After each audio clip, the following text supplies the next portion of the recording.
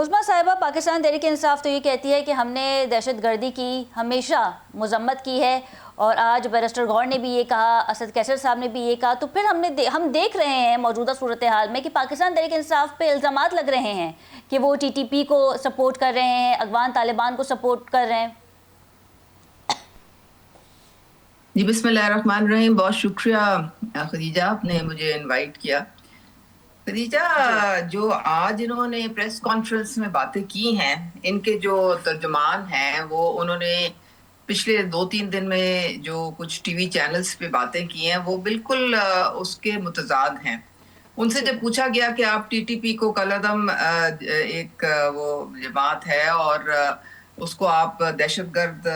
کہیں گے، مالک صاحب نے بالکل شفیع جان صاحب مشیر تھے، ان سے سوال کیا گیا تھا، بالکل صحیح کہہ رہی عظمیٰ صاحب آپ۔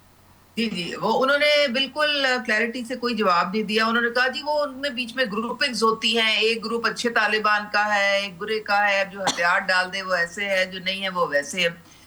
دیکھیں، دو باتیں ہیں، آپ یا تو آپ آئین کو فالو کریں، اور آئین میں کلیئرلی لکھا ہوا ہے کہ ریاست کی جو بھی پالیسی یا جو بھی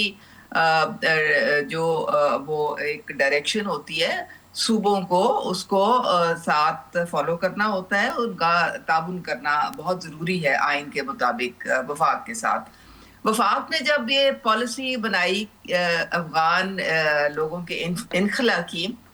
تو کس نے اس کو اپوز کیا؟ انہوں نے کوئی موقع ہاتھ سے جانے نہیں دیا جس میں انہوں نے